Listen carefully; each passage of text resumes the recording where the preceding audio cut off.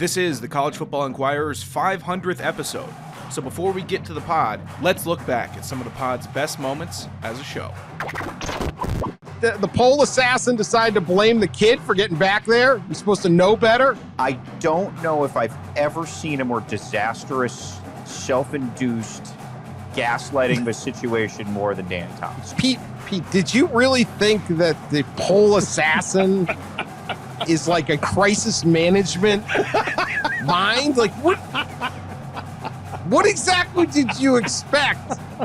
I throw the book at everyone. Everyone gets life in prison. Everyone. The fact is, you do have monkeys in your possession, and you call them emotional support monkeys, which you know is a pet peeve of mine. There's no such thing. I hated the horse. I hate all the dogs on the planes. I hate the cats. I sure as hell hate the capuchin monkeys that are on the planes, too. She's out.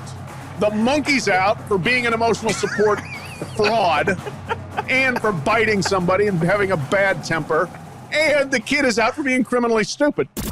Speculation has grown that San Francisco-born Hans Niemann inserted wireless vibrating beads into his body before his victorious match against world number one grandmaster Magnus Carlsen last week. I don't know the question. You really picked some good ones today, Dan. Does anything go? Is this allowed? Could this ever get to college football? What the hell is this? Is it that important to win a chess match? I'd like to see the patrons get a little less handsy, but hey, it's the Mooncake Festival. You don't know what's going to go down. Anything's possible. If they're gonna do it, this needs to be the year to do it. As Dan grabs a Natty Light from his bag and pops it. Do you have any open. more of those Natty Lights in the bag? Not on me. Damn. Go make a run to the little... I'm going. Tell our pod listeners I'll be back in like a minute. Where are you going? I'm making a beer run. Well, I would take one too. By the way, a little side. Making a beer run during the pod. A sidebar. This is a show. A sidebar to last night. They're listening to a 65 to 7. I mean, get a life, people. This is the best contributions past. You think George? Yes. You think George is the winner? We're the real winners tonight. For a glass of water when you visit our town, crack a smile. Drink it down. It's the cleanest around. Hooray! We love it in the city of A. Hooray! We love it in A. Pat was so offended by the name Soup and Sandwich for a horse that he decided to write a column on the 20 best and worst names of horses that ever competed in the Kentucky Derby. The worst name in the history of the Kentucky Derby is Wool Sandals in 1907. It's so bad. It is so bad. What are the other ones on your list? This is the greatest research ever. Big Truck. Terrible name. Daddy Knows, N-O-S-E, Best. No, terrible. Dit. Not a very good name. Gatch.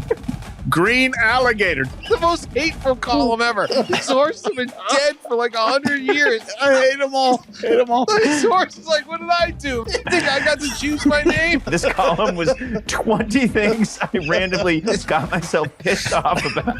I think Pat would have to name his horse the Disingenuous Drifter. After Bobby Petrino. Yeah. Time now for the College Football Inquirer. Here's Pat, Russ, and Dan. All right, welcome to the pod, and 500 episodes. Go figure. Unbelievable. Great work by Sean with that recap. Just a small portion of the ridiculousness this podcast is inspired through the years. Whether we have to go outside the sport for dumbass stories or just stay right in it. Right now, we got plenty of them right in it. Yeah. So welcome to Pod for 500 time. Appreciate all of you. Old listeners and new. And even that one woman in Missouri who went back once and listened to all of them again. Binge listened. She's our favorite. She is. Kind of. I got to tell you, it's just no better time for this story than to encapsulate the ridiculousness of college athletics than, obviously conference realignment since we last talked to you. This one popped up. The University of Oregon Board of Trustees were going to vote to officially ratify their move to the Big Ten, a move that would upend the lives of, hundreds of athletes, coaches, and administrators, effectively put a knife through the heart of a 108-year-old Pac-12, leave 4 of their colleagues drifting out to sea, like a leaky boat from Coos Bay, and take their rival but fellow public institution in Oregon in the Oregon State University and essentially leave them athletically bankrupt financially, and we'll need probably the university to bail them out. A momentous decision. And the Board of Trustee chair of Oregon is named Steve Hallwerda, and he handled this committee meeting to ratify this via Zoom, via his phone, via the Portland Golf Club. He continued to play a round of golf while making this decision that would upend so many people's lives and shift so much money. And to that, I give Steve Hallwerda our Man of the Year candidate because I absolutely love it. You would do the same. Yeah, that's right. The man Don't let anything bothered. interrupt a round. He shot an 81. He had a chance to break 80 at the Portland Golf Club. It's a good, tough course. I think you got to keep playing through.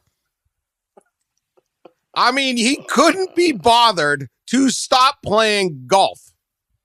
That's how important that they took this meeting where like 12 hours before or like a day before, they're like, yeah, we're probably not leaving. Now we're going to leave. Excuse me. I got to hit out of the bunker. What kind of sport is this, Pat? What kind of sport is this? The dumbest, the strangest, the weirdest, the most absurd sport. That's what it is. And yes, it's actually also the playground of the rich people. Whether you're a TV executive, whether you are an overpaid empty suit in the president's office who just goes along with the TV executives, whether you are sitting on top of an athletic department empire that has grown by probably 200% in the last decade, or whether you're the board of trustees fat cat who's trying to break 80 at Portland Golf Course while the entire nation is burning down based on what you and your cronies are doing. That's college sports. Hallelujah. Steve, really? You're away. Also, could we get your vote? It really looks like you're encapsulates. downwind there. You might want to club down one.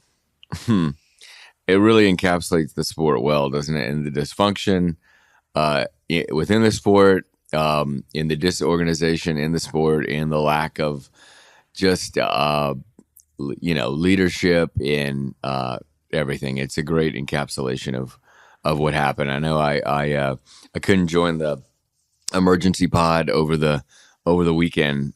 Just completed hosting a bachelor party in Austin for my best friend that had been planned for months this weekend, and of course it was the weekend in which a Power 5 conference basically imploded. So it's been quite a few days, but it was. I don't think I've ever seen.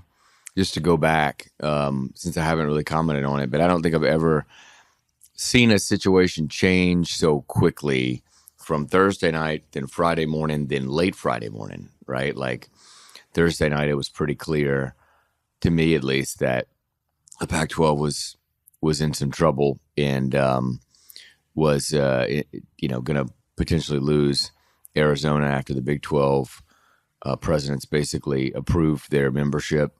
And then if that were to happen, the dominoes probably would fall and stuff. And then Friday morning you wake up, right? And then all of a sudden, Pac-12 is pretty confident about getting a deal done and approving the grant of rights. They had a president's call. Everybody was supposed to be on it. Presidents, even those from Washington and Oregon, had suggested they were ready to sign the grant of rights just a day or so earlier. And then, Big Ten within an hour and basically 20 minutes before that Pac-12 meeting was scheduled to begin, right? Then there was all of a sudden a pause, and there was whether it was a re-engagement or whether it was Oregon and or Washington just waiting to that point to make their feelings known to George Kliavkoff. So I don't know which one it really was. Like a late switch, like pro wrestling, like SummerSlam. Yeah, I mean, part of me thinks that that may have been what happened. It's just hard to believe. Like 20 minutes before the meeting, right? It was suddenly like, oh, we re-engaged with the Big Ten and we're going. I'm just, I don't know. We know that they've talked. They were talking for a matter of days, the Big Ten and Oregon and Washington, but and maybe that is what happened. Maybe at the last minute, the plug was pulled there, but just yeah, briefly on that. Okay, yes, we don't know, and there's a little. Now I don't know if we'll ever get the truth, but it's sort of the Oregon Washington's like, well, Oregon particularly, we weren't interested in leaving, and then the Big Ten was like, well, we weren't really interested in them all of a sudden.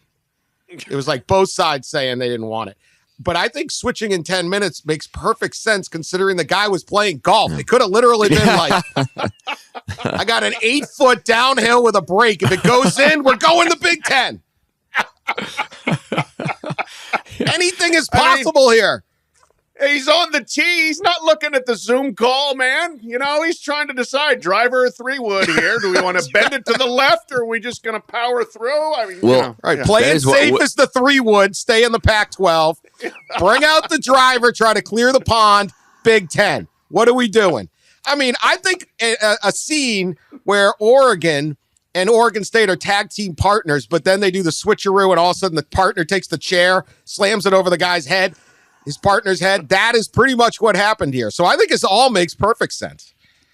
Yeah, perfect. Yeah, you would think. I think that that call, and you guys would know better, but I think it was Friday. Was it maybe Eastern time, late afternoon, maybe early evening? Was the Oregon call where the guy was on the golf course? You would think, had they had something scheduled for a while out, that he wouldn't be on the golf course, so maybe it was this re-engagement early Friday morning with the Big Ten, and then suddenly, when you thought everybody was signing on for this Pac-12 deal, that everything changed. It certainly would jibe with it, the fact that he was not prepared, or maybe you could say prepared, as he crawls out of a sand bunker. Unbelievable. Couple things. One, I suspect, and I don't know, and presumably we'll find out at some point, but maybe not. Oregon played everyone like a fiddle and told everybody what they wanted to hear, but then told the Pac. But then if you wanted to get a little more squeeze out of the Big Ten, you say, hey, you know what? We're going back into this meeting here, and we may stay. Now, do you want to give us a little more than half a share? And we'll call off this meeting or not? I don't know that. But second, the other thing, the word unserious is very much in vogue these days. And there is nothing more unserious than calling in to nuke a conference while playing a round of golf. So congratulations to Steve Holward, the most unserious man in the world. Hold on. Okay, first off, this is a very nice country club. They probably got pace of play rules. That deal was done by that point. I mean, maybe the optics weren't the best, but the man shot an 81. I'd say we give him a little wiggle room here. What's his handicap? Is that a good round? 5. It's a 5. And am I shining up to get an invite to the Portland Golf Club from old Steve? Hell yeah, I am. Maybe I am. No, maybe. Be like Oregon and hold out for better. Hold out for Bandon Dunes. Well, all right. I want a club sandwich at the, after the 19th hole. So, we'll do it. I'm gonna defend you as long as it's on the table. I'm just saying, journalistic integrity out the window. The deal was done by then. So, in slight fairness, still, You could have pushed the tea time back an hour. Yeah. Hey, you guys do we mind know what playing hole he was through? No, he's played a number of holes. That's the thing. He could have been like, can you guys play through? I happen to run the University of Oregon where and the guys would be like, gee, I hadn't heard a word. Come on. They know who he is. Yeah, go ahead. Destroy the Pac-12. Then you can play the back nine. We'll let you sit at the turn and everyone will just go through. Between that, there was a Washington regent who came into the meeting via Zoom wearing like a sleeveless T-shirt. You see, all this does make sense in that maybe it wasn't planned, right? Like obviously it was pretty impromptu. I mean, I know it's a Friday afternoon in the summer, right? So everybody's kind of doing those sort of things. But if you thought that a day before, even that morning that they knew this was going to happen, they would have alerted their board members, don't be on a golf course, be well dressed for a meeting. Very weird. So maybe it was this re-engagement Friday morning with the Big Ten, but there seems to be, some debate too, whether who pushed the launch button. Was it the Big Ten? Was it Oregon? Was it Arizona? And I just have a hard time believing like Arizona was going to go if Oregon and Washington stayed. I had a hard time believing that. Maybe they were. Certainly Arizona State wasn't. We've seen comments over the weekend from Michael Crow, their president, and clearly they wanted to stay in the Pac-12 and wanted to preserve it. It was interesting to see some of the comments now coming out over the weekend. Crow talked at Arizona State. Washington talked. The Washington president talked. And I think the Washington president said something about how the best part of the Apple deal was that you could get out of it in 2 years. There was a way out. That was amazing. That was truly amazing. Right there. That was bad salesmanship. So. It's like I'll sign a no-fault divorce prenup if this doesn't. I'm willing to sign the prenup if this doesn't work. You got to hold. That was not good. Look, if this is how the esteemed Pac-12 now Big Ten trustees act. Like, what is a Sun Belt trustee meeting? Is it like a dude at a? It's like a dude at a tattoo parlor calling in, like Waffle House. No, guy getting scattered and covered at a Waffle House. Someone at the happy hour at the Floribama. Another dude's like, hold on, I got to shoot these beer cans behind my trailer, then I'll vote. There's an entire column. What would the Regents Zoom call look like? In Sunbelt Zoom call. Like, hey, what's up? At least this guy was playing a nice course and he was good. He wasn't. He's like shot a 108. I was down the Muni. Shot a 108. Couldn't interrupt the round. Like the Muni. Yeah. Georgia Southern. We need your vote. Hang on. I'm turkey shooting down here. Hang on. Quiet, you scare the ducks. I'm hunting.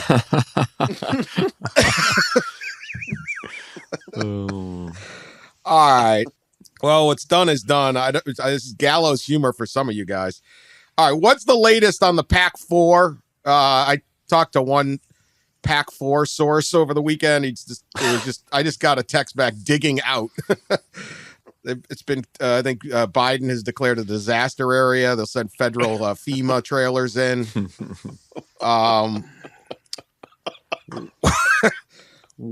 What's the latest, Pat? What are you hearing from the Conference of Champion? Boy, I heard a lot over the weekend. I mean, I will say I probably had conversations with a half dozen people, and most of those conversations went quickly to, first from what the hell happened? How could we do this to, are we really going to do this to Stanford and Cal? And these were not people associated with either university or the conference. These are people watching from the outside who couldn't believe that two of the great academic institutions and two of the great all sports institutions and the single number one producer of American Olympians in Stanford and the number 4 producer of American Olympians in Cal were just being kicked to the curb here. So as it was put to me yesterday by somebody, everyone is talking to everyone. Like every single conference that thinks they have any sniff at getting any of the Pac-4, whether that's Mountain West, whether that's the American Athletic Conference. Who knows who else is making phone calls? And if you're part of the desperate four, you're taking the phone calls and making your own. I've heard that there is a redoubled effort, perhaps, from the Bay Area schools to try to get into the Big Ten, thinking if you're at 18, you're going to go to 20. I have heard that there was some dalliance back and forth between those two and the ACC, but I don't expect that to go anywhere. So the options are not very appealing. I mean, I don't think Cal or Stanford, well, Oregon State, Washington State may want to be in a Mountain West or think that that is their best option. Cal and Stanford don't like that option very much. What they can do, I don't know. I mean, there's a few of them I wrote a column yesterday that went through like 5 potential options for the Bay Area schools, and they're all difficult. Independence, de-emphasizing football, West Coast Conference, Mountain West, again, trying to jump in with the ACC, which if you're appalled by what Oregon, Washington, USC, and UCLA are doing to their athletes, well, you're just doing the same thing, except it would actually be worse because everyone's in the Eastern time zone in the ACC. So if you can find a good solution, let me know and let them know because they don't have one. Yeah, they are limited with good options. I think there's 3 probably leagues to watch here. Pat mentioned some of them there, like obviously the Mountain West, the American Athletic Conference, and the ACC. Those are 3 to kind of watch. And I think each of them have different options when it comes to these 4.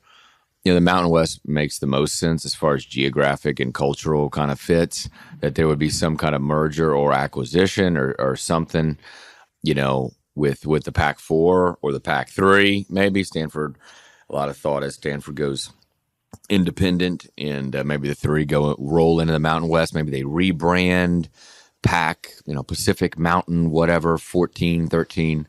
So there's that.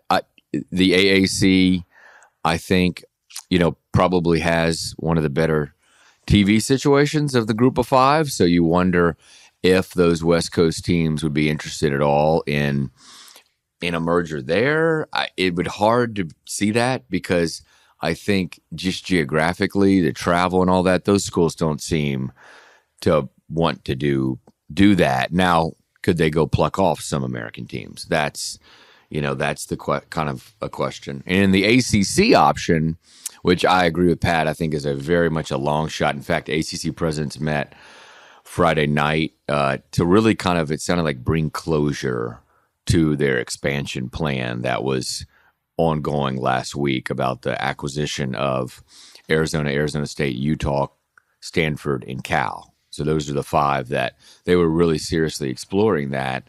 And they had a meeting Friday night to basically get an update on it after the Big 12's acquisitions and the Big 10 acquisitions. And it was supposed to maybe bring closure to that idea that would happen. So it would be hard to see that happening. So yeah, the options are incredibly limited. And I think, it's a tough spot they're in. I got the option. Get over yourself. Look, it's time to give up on this. We're aligning with like-minded institutions. Okay. Yeah, that's the MAC. That's the Ivy League. It's kind of the SEC who's doing this pretty well. That's nobody else. Okay. I get it. You're Stanford. Okay. You are one of the 5 best universities in the country, if not the world. You might be the number 1. Totally get it. Your research, your quality of your student, your every single thing about you. We're talking about softball games here. We're talking about volleyball games. We're talking about football games. Your academic reputation will not drop because your kids drive over to Fresno and play softball and potentially lose. The Mountain West has lots of good programs in sports. No. They got to get over it, Pat. Okay, yes. If Fresno, they don't have good programs, Dan. They don't. They got something. Well, you beat the hell out of them. Beat Gonzaga. Remember that I don't team know. you coached that you won 32-0?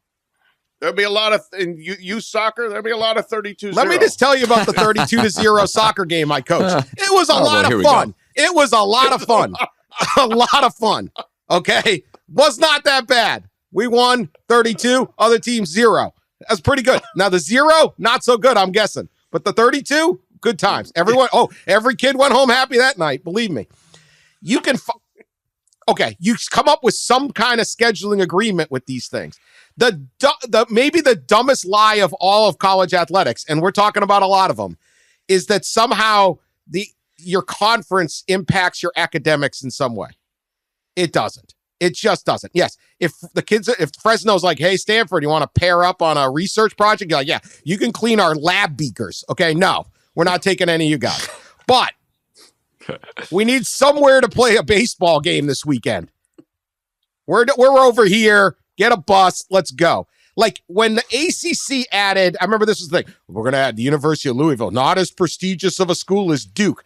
No, it's not. But it's a good athletic program. Was there one kid who was like, I was going to go to Duke, but then I found out that every other year they play football against Louisville. I can't go to Duke anymore. Get over yourself and find something. And I'll shift to this right now. And I know it's impossible, but could we ever get to a point where they just have football leagues and then everything else has their own make sense league? We've argued this on this pod before. They do it in sports. No, not everyone plays. Okay. Notre Dame is in the Big Ten for hockey, right? Nobody looks down their nose if you're playing with North Dakota, lacrosse, beach volleyball. There's different leagues where you just go, well, we don't have enough guys, so we'll just merge up. Why can't we do that? And enough with the all sport stuff, because we'll get into these complaints by the Oregon softball players and stuff, and they're like, hey, this isn't what I signed up for. Why do we have to be an all sport conference when there's only 1.5 sports that anyone is even watching? Well, I am coming more around to that way of thinking, because I think we're going to have to come around to it. That's where we're headed, right? I mean, this makes no flipping sense on 18 different levels. So if you want it to make economic sense on one level, don't drag everyone else into your crap and drag them all over the country with this. You could charter football flight. A football flight can charter. Maybe basketball, men's basketball, women's basketball. But other than that, what are we doing? Go ahead, Ross.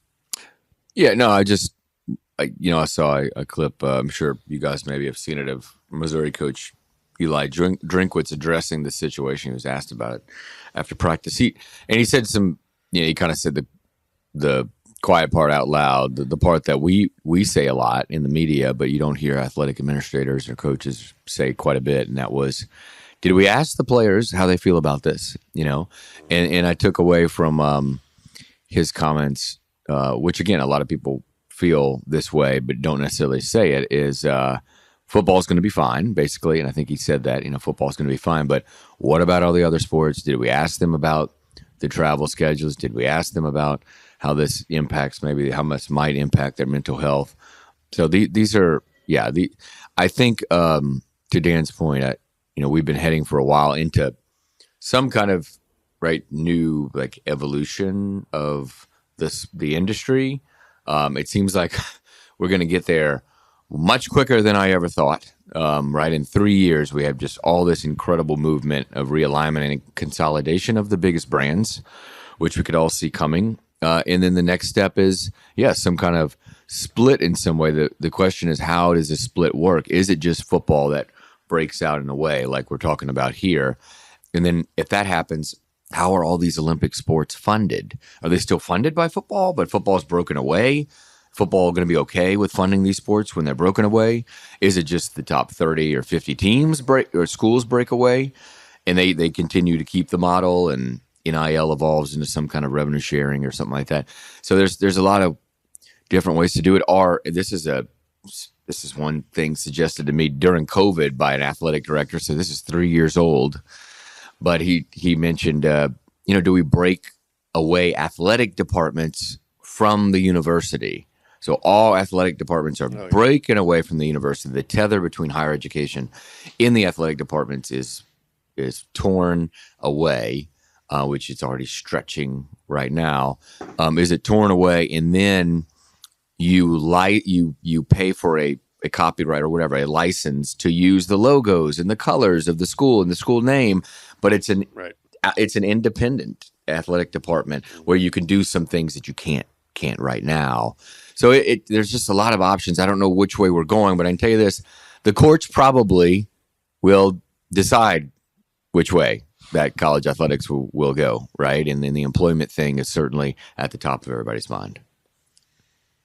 Well, I wonder, and you know, you talk about the courts. So let's just say this quickly. Like, you see Eli Drinkwitz, Missouri coach, and he says, I thought the transfer withdrawal, I thought the portal was closed. Oh, that's just for the student athletes. The adults in the room get to do whatever they want, apparently. See?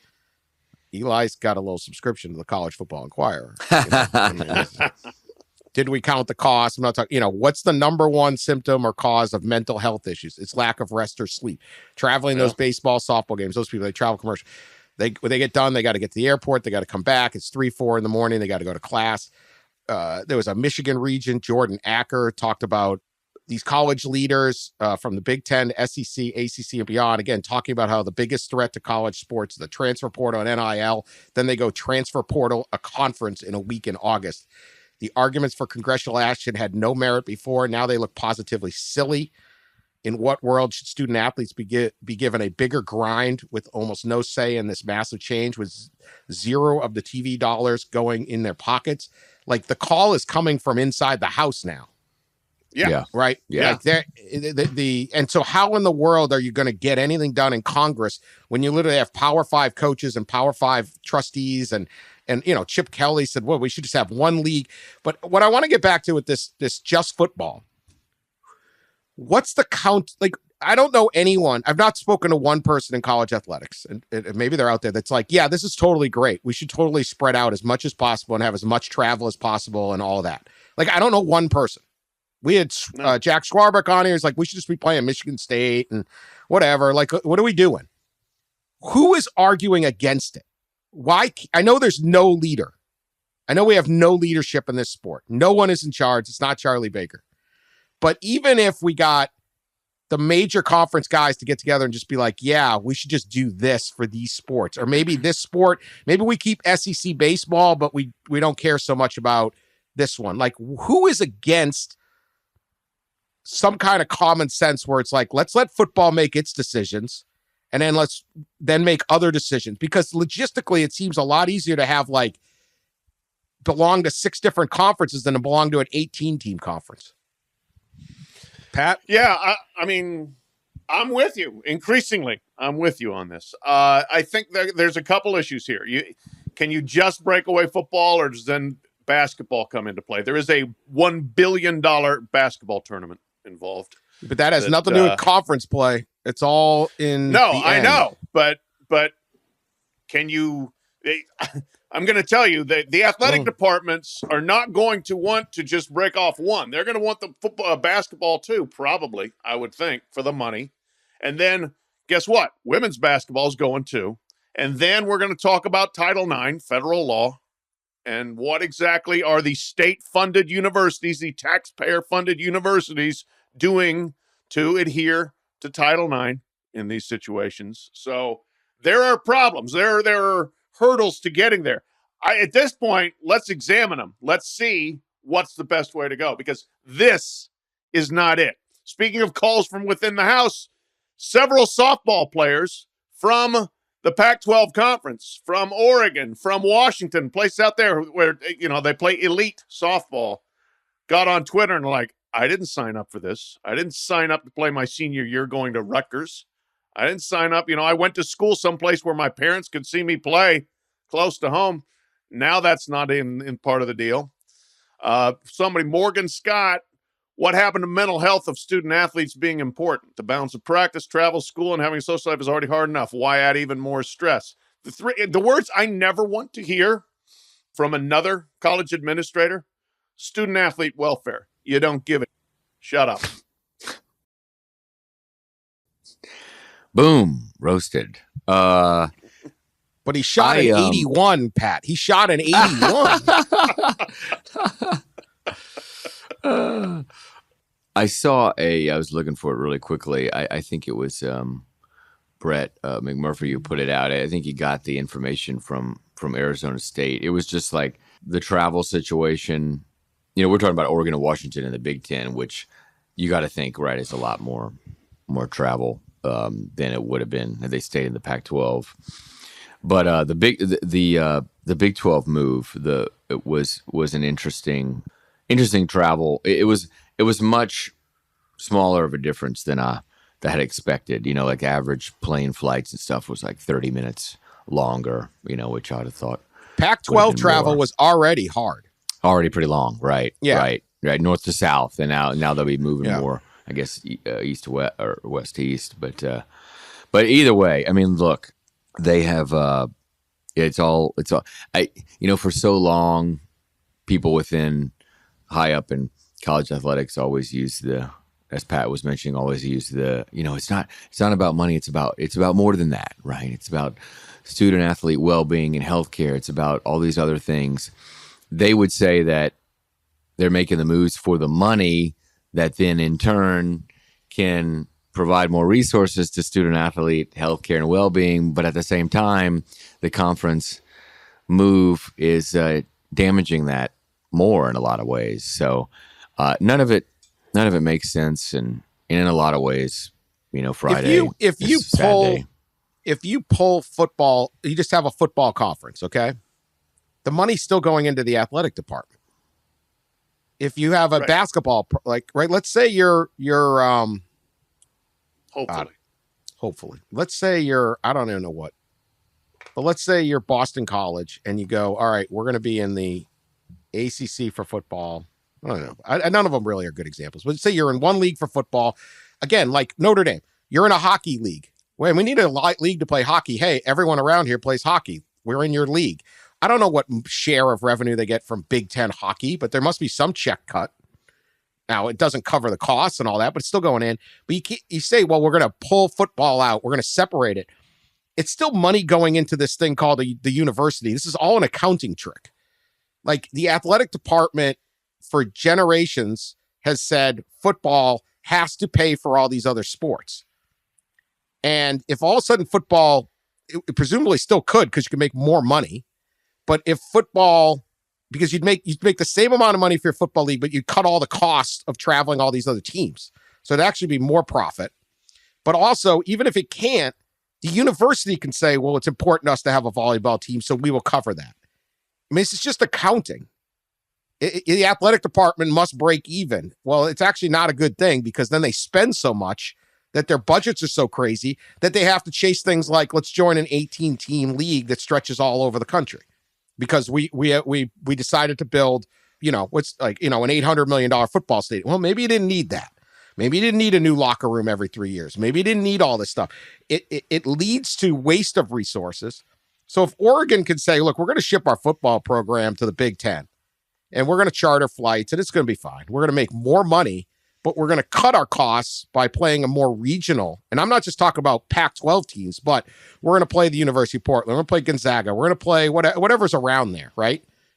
And we're just going to be a little more regional and cut our costs than the other. I don't know where this is a bad thing other than like there's a lot of hard feelings, like we don't want to play you anymore, or we're there.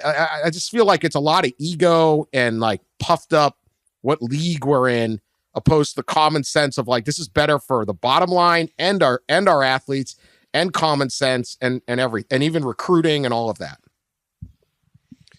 Yeah, it's, interesting. One of the points you were making there about the need to spend all that money. I did have a conversation Saturday with an administrator, a really smart one, and one who listens to their show, who was making the point that he thought I was missing, that this is almost involuntary spending that's caused by the competitive marketplace. That there's no draft. You have to go get your athletes. And so the process of that every single time anybody gets a micro advantage on you and you lose one player, it's like, well, let's figure out how. Oh, because they had an extra staffer. Well, we got to have an extra staffer. And so it drives this escalation. Now, I understand that. But my point was, all right, so are we sure that, have we done exit interviews to know, was it the waterfall at Alabama that got them? Was it the miniature golf course at Clemson that got them? Like, there's got to be some level of, there's got to be a ceiling somewhere on this of common sense. Now, or is it just football gets to do literally everything at once and everybody else has to fit around that, including conference affiliation, which is what we're talking about here. Do we have to do that? Maybe we do, but I would like a full examination of exactly why we have gotten ourselves to this point. Yeah, it's kind of like what's going on with the NIL state law situation, right? It's like, as they call it, a race to the bottom. Everybody, it's just, you got competitive entities trying to outdo and gain some kind of competitive advantage over their rivals, and they're in the process, they're like eating themselves, and that appears to be what's happening as well when it comes to the conference situation. This thing impacts so much, all these moves. We're talking about the next, evolution and splitting football out and whatever. And one of my big questions on Friday, and I tweeted a little bit about this, but what happens to CFP, the expanded CFP? I mean, you don't have a Power 5. You don't have a fifth Power 5 potentially. What happens? And there's a couple of commissioners who believe that, it should be reexamined, as you might think, the format with the 6 automatic qualifiers and 6 at-larges, and maybe do 5 automatic qualifiers and 7 at-larges. So the CFP future, all that stuff is it's a trickle down right now, and I wonder what we're going to see come out the other end here. So you think they will pull? Now we got 2 years of the CFP, 25 and 24 and 25 seasons. Do you think they will pull the 6th bid to make it 5 in 24? Or, I mean, obviously in 26 they're going to redo the whole system. Well, right. So yeah, I mean, think they'll do it before? I think in 26 there's no way you're going to get 6. I'm hoping they get 5. Right. Yeah. And they don't just, the Big Ten and the SEC don't go, let's just do all autos, and then our 4th place team gets in. Right. I'd prefer a route for 5 champs. You're still getting 7 bids. Like the SEC and the Big Ten are going to get 8 to 9 bids every time. Yeah. That should be enough, but will they change it for 2024? There's never enough. It's never enough. I know, but God, 4th place, I think that and to kind of recap, because I bet some of our listeners don't understand the situation right now. We got one more year here in 2023 of a 14 playoff, and then it'll expand to 12 in 2024. And it'll be 12 in 2025. And then at that point, the contract with ESPN ends, the television contract. And then 2026 and beyond, they've made basically a verbal agreement, the CFP has, to keep the same format and, keep the expansion for the next TV contract. But if there's not a next TV contract in 2026 and after 2025, then there's nothing really written binding them. Right. So that's much easier, certainly, to change in 2024 and 2025, to change it those years, to change the format those years. I think you got to have a unanimous vote. I think you have to have a unanimous vote to change the format in 2024 and 2025, because, again, it's part of the current kind of agreement.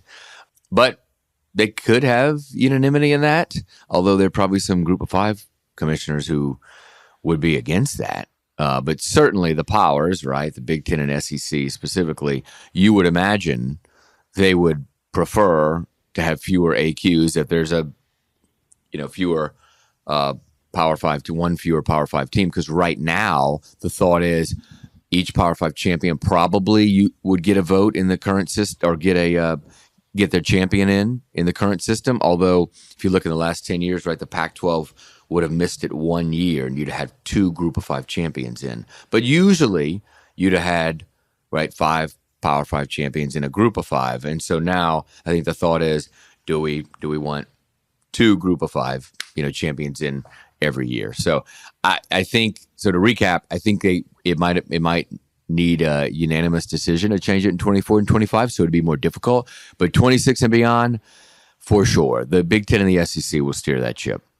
I mean, the power of those 2 leagues aren't just we're the biggest, we got the most money, we got the biggest TV brands, all that. It's, if you don't vote for us, we're going to go take your teams. Yeah, right. Yeah, like we will invade. Even if you're in the alliance, we're going to invade. Yeah. But it's like, can you see this thing where it's like, well, say the Big 12 sits there and says, well, we don't think that's, like, they're going to argue back. And you're like, listen, buddy, we'll grab Utah the moment we want it. Exactly. Yeah. Shut up, or we're calling Salt Lake right now. We're the Big Ten. And you're like, we're voting with you, right? It's like those little countries around Russia that just vote for them because they don't want to get invaded. I think that's how it works. Kyrgyzstan falls in with just like, hey man, we got no opinion on this. Whatever you want. I don't know, man. All right, how about this one? The Rose Bowl. For years and years, this sport and their postseason, the playoff could not expand. The sport was held hostage because the Rose Bowl wanted to kick off at 5 p.m. Eastern time so that the sun set over the San Gabriel Mountains in Pasadena, outside of Pasadena, California, at the start of the third quarter. They would not move the game up to 4 Eastern, 1 Pacific, because then the sunset would be at the wrong time. A sunset ran part of this sport. This is a true story. We could not even get a 4-team playoff because of the Rose Bowl. We couldn't get New Year's Days, let's have some semifinals because of the Rose Bowl, which would have made sense. We had to go New Year's Eve, which everybody hates, because of the Rose Bowl sunset. The Pac-12 and Big Ten, particularly Commissioner Jim Delaney, who, oh, by the way, went to work for the Rose Bowl after, got a little consulting deal. Amazing how those coincidences happen upon retirement. Carried the Rose Bowl's water to the end. I mean, they were Delaney, man, you could not have had a better ally. And then in the end, the Pac-12, at least 4 of the schools, and the Big Ten killed the whole thing. Yeah, it's amazing. Really an amazing plot. How do you have Big Ten versus Pac-12 now? I mean, even like a month ago, they were arguing, we want a double host. When we get a semifinal, we still want to have our Rose Bowl at 5 p.m., which is going to screw up the whole TV schedule of having the quarterfinals on New Year's Eve and New Year's Day. The triple header on New Year's Day. So when they go to 12 teams, the schedule right now is 1 game on New Year's Eve, right? And then a triple header of quarterfinal games on New Year's Day, which for football fans will be absolutely awesome. Yeah. And the Rose Bowl is trying to screw that up. Now, there is no more Pac-12 or the Pac-4. We're not having the Big Ten champ play the Pac-4 in this game. Well, the alliance is over. The sunset has been clouded over. The sun won't set in Pasadena. The sun won't set. The sun has set on the Pac-12. There you go. Yes. With the Big what a 10 twist. Pulling it down. Yeah. I mean, this is SummerSlam. This is WWE SummerSlam. After 100 years, you guys just took a chair to their head. Well, it is it is incredible how it's all played out, because as Dan mentioned, right, the Rose Bowl was the one that kind of dragged on a little bit this expansion last fall. They were the last one to kind of sign on to the expansion. And there was only supposed to really be one more real Rose Bowl, right, this year, Pac-12 Big Ten, because then since they agreed on expansion, the Rose Bowl was going to be, a semifinal, quarterfinal in the rotation.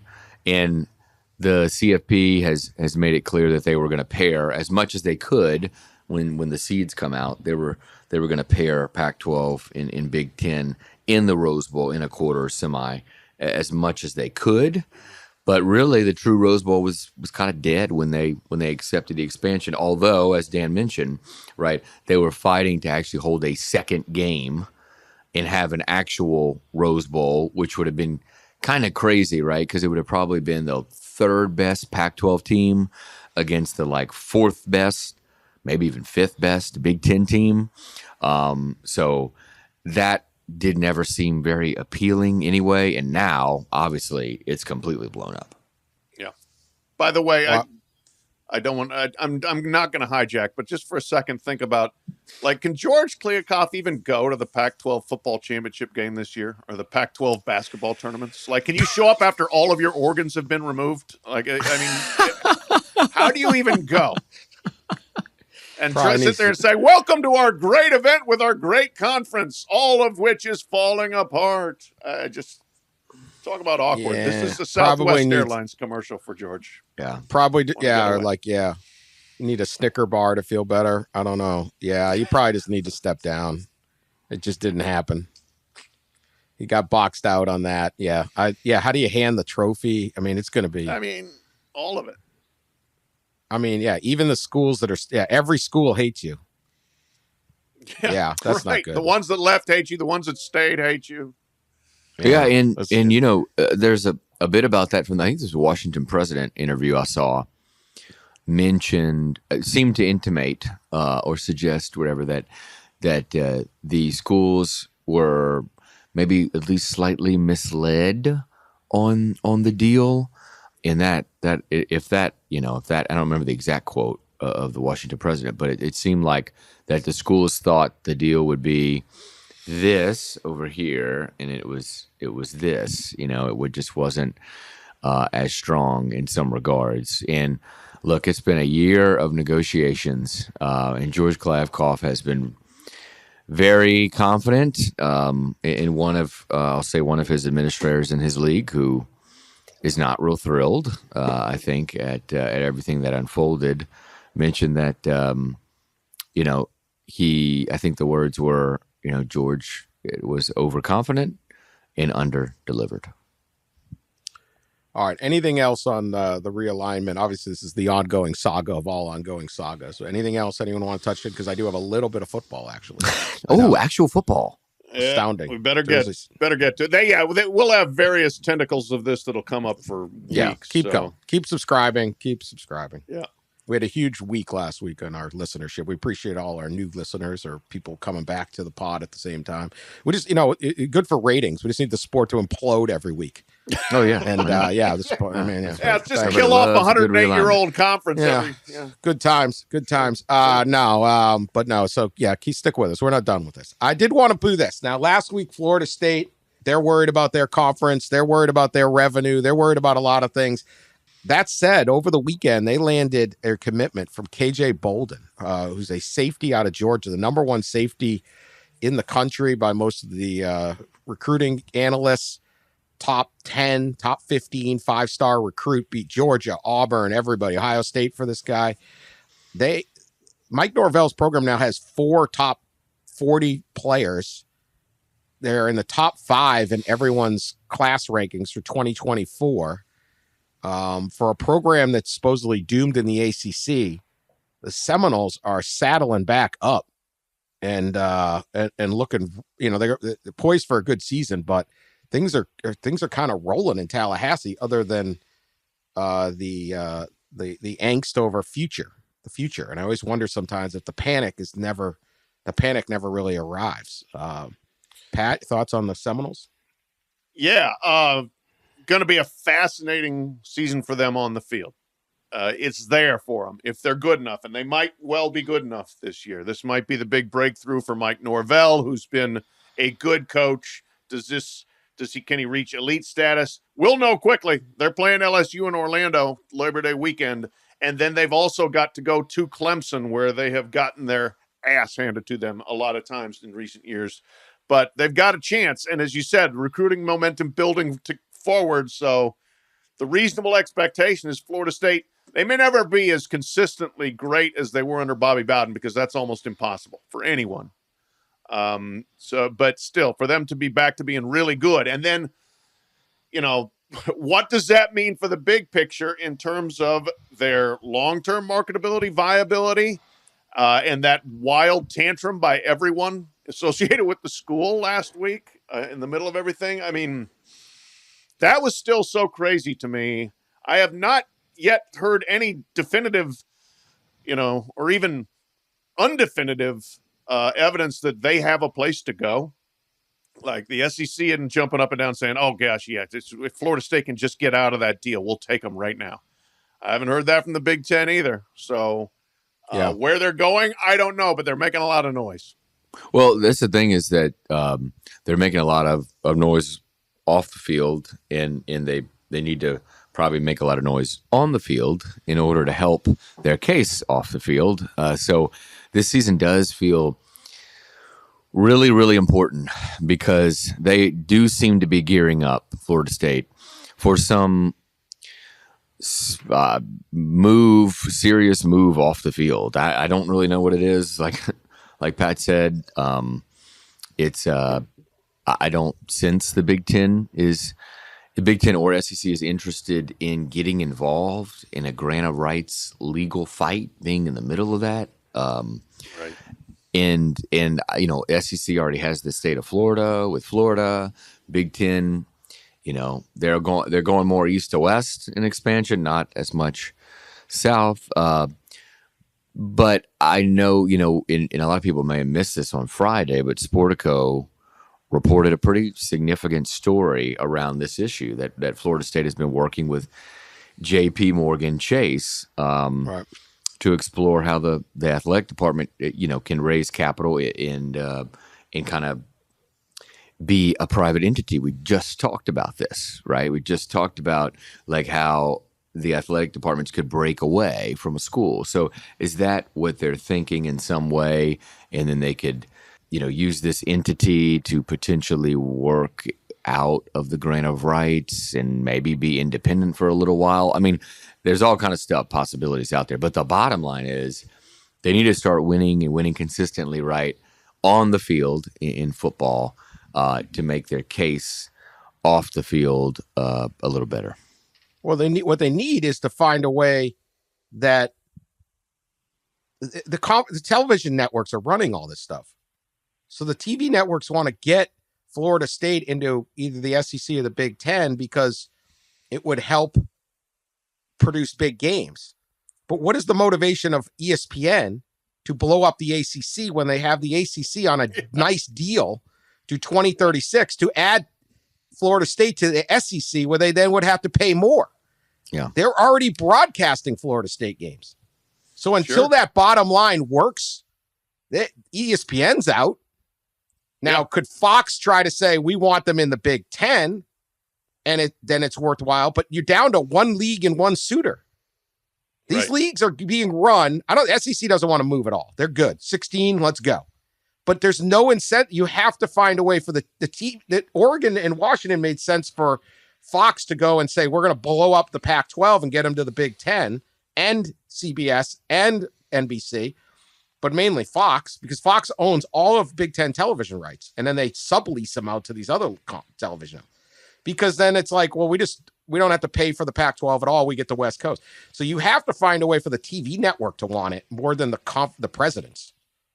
And until that happens, that's your issue. So right now, one is off the table. It makes zero sense for ESPN to say, let's give up the ACC and all that when we've got a sweetheart deal, and let's end up having to pay more for the deal we just made with the SEC. There's no finance there, so I can see it. All right, one more recruiting thing. We got some other stories. The great name Gatlin Bair. Gatlin Bair of Burley, Idaho. Top 40 recruit in the country. Big-time wide receiver. Everybody wanted him. Final choice, Michigan and Boise State. Picks Boise State. How about that? Bus. Again, you talk about alignment and NIL. I think Boise threw all their NIL money at Gatlin Bair. Might This have. kid, I watched the highlights. He's pretty good, man. Gatlin Bair from Burley. If you, I mean, I am. Now he's going on a mission. Burley He's going. Bear. I think he's in the Latter Day Church. So Latter Day Saints, and he's going to go on a mission. But so who knows in the end? But like, I think Alabama offered. I mean, everybody offered this kid. And you know how good you got to be named Gatlin Bair from Burley, Idaho, and have Alabama and Michigan and Ohio State be like, yeah, we'll take you. Mm-hmm. Like, you got to be really good, because it's not like, oh yeah, it's probably, you're like looking at the competition and going, what? Anyway, you're not huge sneaking recruit. into the depth chart. No, one of the all-time great recruits for Boise State. We'll see if he ends up there. But yeah, he visited Texas, Nebraska, or at least I think he took school visit. I mean, everybody wanted old Gatlin Bair. I mean, just a great name. Just a great name. This is a character in Yellowstone, right? Yeah. Gatlin Bair. Yeah. Fantastic. Living on top of a mountain with, like, oh yeah, grizzly bear for his best friend. Yeah. Absolutely. Just terrific stuff. All right. Couple stories we got to get to. Really, this is a discussion point. Our friends at Message Board Genius, who we love. Let me get this up here. Okay. So they find this on UGAsports.com, the dog vent. NASCAR dog, DAWG, posed this question. We all know fall weddings are an abomination for college football fans. The fall wedding screws everything up. NASCAR dog throws this out here, and I think it's perfect for the People's Court. Fall funerals are just as bad as fall weddings. God. Therefore, if you are going to die, should you say don't do a fall Saturday funeral, have a memorial service in the off season? And his theory, I believe it's a he. I'm sorry. I don't think a woman would think like this. But I'm probably going to get canceled for even imagining They're that. much But out of smaller respect, than us. someone named NASCAR dog. Just because you die doesn't mean you necessarily have to have your funeral during the season. There's a little invention called a freezer that allows you to be buried in the spring. Very, very selfish to allow your funeral to be scheduled during the fall.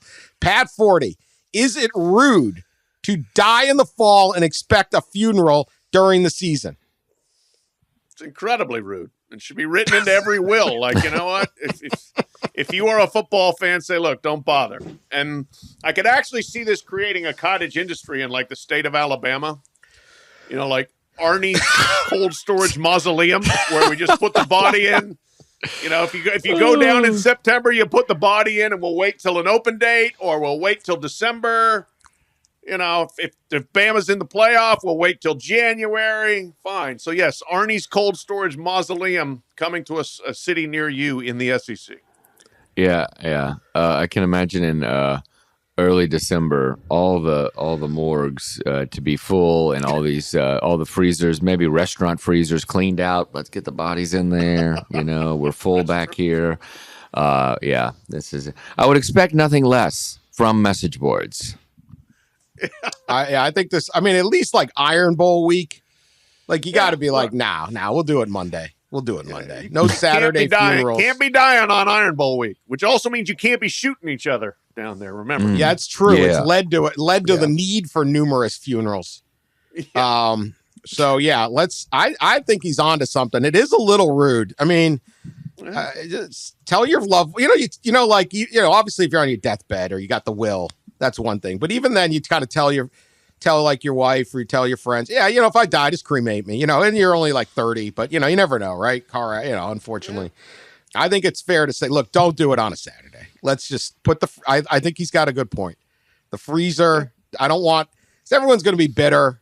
Plus, I don't want to be in the ground for the last Iron Bowl, right? I don't want to be if you're Georgia, you want to be still on this side of the dirt while they're playing in the playoff or something, right? So I agree. I think this is message board genius. He's got a point. On that. All right. Finally, we'll go here. Quick update on Otter 841 in Santa Cruz. No sighting of that otter or our Montana River otter who attacked the women last week. in the ongoing otter uprising of 2023. They're distracting us with conference realignment, but we here at the College Football Inquirer are saying laser focused on this uprising. You're not sneaking it past us, otters of America. That's right. We're watching out for the humans. We talked about the cultural difference of Montana and Santa Cruz and how in Montana there is a otter hunt on to kill this otter or get this otter, at least capture it. I don't know what. In Santa Cruz, an ice cream shop has honored Otter 841 with an ice cream flavor. I love it. Is it Mary PB&J? Ann's Otter 841 though is really they're not attacking people, they're stealing their surfboards. Stealing the surfboards. Mary Ann's. Ross had the difference between like one's fluffy and the other one is not. Yeah, Right. Mary Ann's in Santa Cruz says Otter 841 is made up of cinnamon caramel ice cream laced with snickerdoodle dough chunks from, I guess a cookie. I don't know, whatever. That's just kind of chunks. They say the ice cream, like Otter 841, is cute, sweet, and local, but has a bit of bite. Well done, Mary Ann's. I like it. So again, the outlaw 841 is being honored. The attacking mean one in Montana. Look out! Don't pop your little head up, buddy. Yeah, don't pop your little head. All right, that's this show's gone long. 500 show. Thank you, everyone. I honestly, we started this thing. Who knew we'd make it 5? Yeah, don't know if we'll make it 5 more. Yeah, sometimes we're not sure. Could get canceled at any moment. So tell your friend to tell a friend. Get us some more subscribers. All right, come on, do your part. We gave you 500 free episodes. That's right, including anybody who dies during football season. Make sure they're subscribed. There you go. Yeah, keep the thing playing while they're in that freezer. The morgue freezer should be just round the clock. College Football Inquirer. All right, we will appreciate it. Subscribe, leave us nice messages. We will be back later in this week. Who the hell knows what's happening? But we'll be here for you. Talk to you later.